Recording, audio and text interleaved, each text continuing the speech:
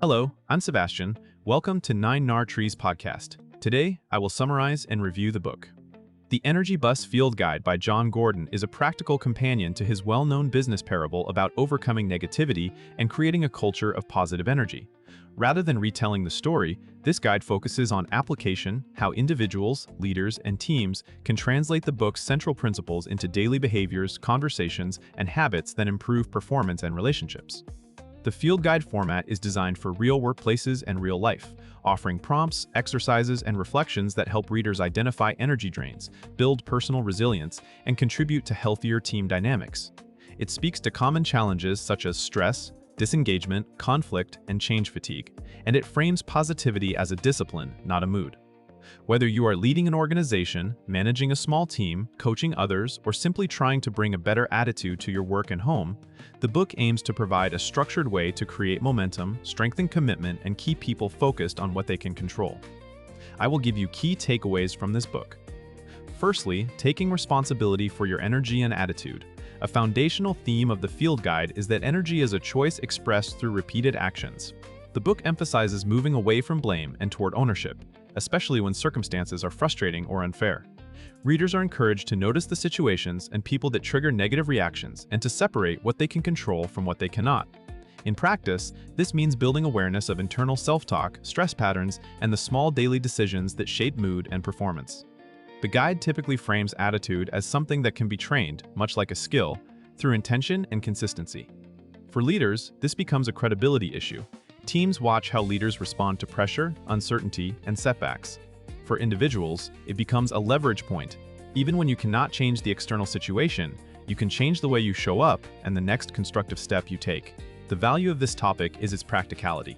By focusing on responsibility, the reader gains a clear starting point for improvement, adjust routines, manage inputs, and choose responses that raise energy rather than spread frustration.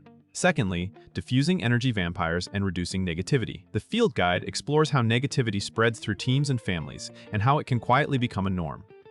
It addresses the idea of energy vampires, people, or patterns that drain motivation, attention, and optimism. Importantly, the concept is not only about other people, it also includes habits such as chronic complaining, rumination, cynicism, and unproductive venting. The book encourages readers to recognize early signs of negativity and to respond with strategies that protect their mindset and the group climate. This can include setting boundaries, redirecting conversations toward solutions, and limiting exposure to environments that reinforce pessimism. For leaders, the topic often becomes a culture conversation: what behaviors are tolerated, what gets rewarded, and how to address persistent negativity without shaming or escalating conflict. The guide supports the idea that teams can be both honest and constructive, allowing real concerns while refusing to linger in helplessness.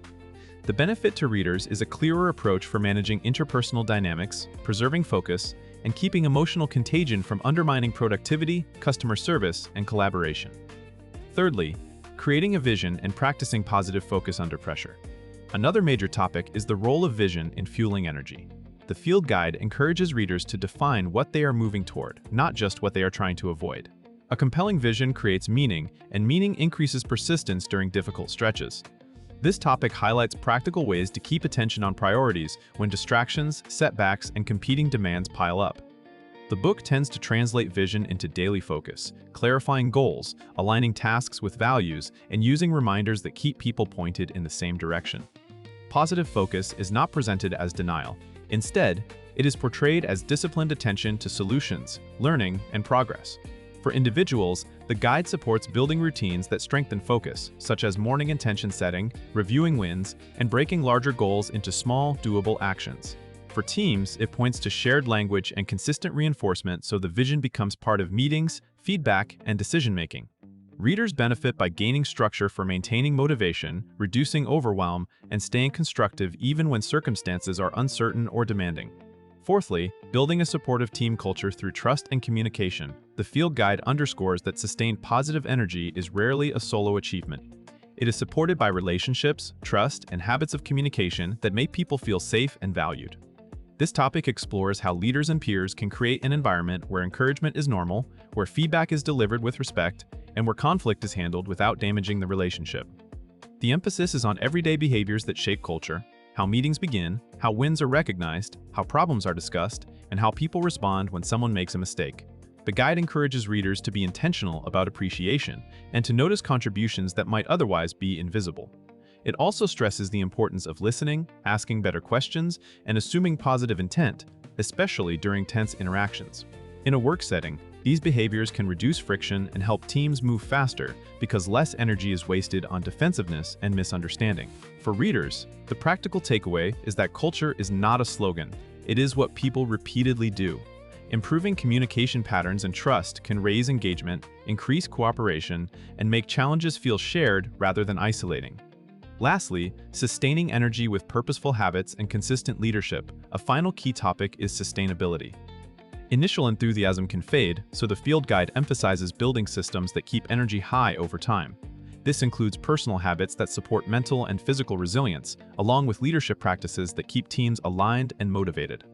The book encourages readers to identify the routines that consistently raise their energy, such as exercise, sleep, reflection, and time with supportive people, and to treat these as non-negotiables rather than optional extras. On the leadership side, it highlights consistency, reinforcing values, celebrating progress, and addressing issues early before they become cultural defaults. The guide also points toward persistence and courage, reminding readers that staying positive is most valuable when it is hardest. Rather than relying on inspirational moments, the focus is on repeatable practices, check-ins, goal tracking, recognition, and habits of gratitude and service. Readers gain a playbook mindset, where energy is managed proactively through routines and standards. The benefit is long-term, less burnout, steadier performance, and a greater ability to navigate change without losing the sense of purpose and connection that sustains high-functioning teams. In conclusion, the Energy Bus Field Guide is best for readers who want actionable tools to improve attitude, teamwork, and resilience.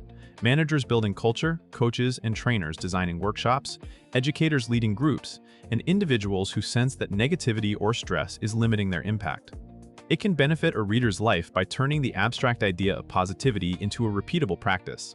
By focusing on responsibility, focus, communication, and habit building, the book helps people shift from reactive patterns to intentional responses, which can improve relationships, reduce emotional drain, and raise day-to-day performance.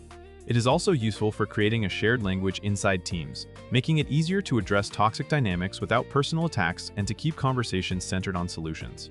Compared to many similar motivation or leadership books, the field guide approach stands out because it is designed for implementation rather than inspiration alone.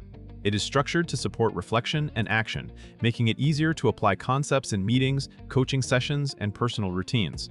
For buyers who appreciate practical exercises and a framework they can revisit, this book offers strong value and durable usefulness.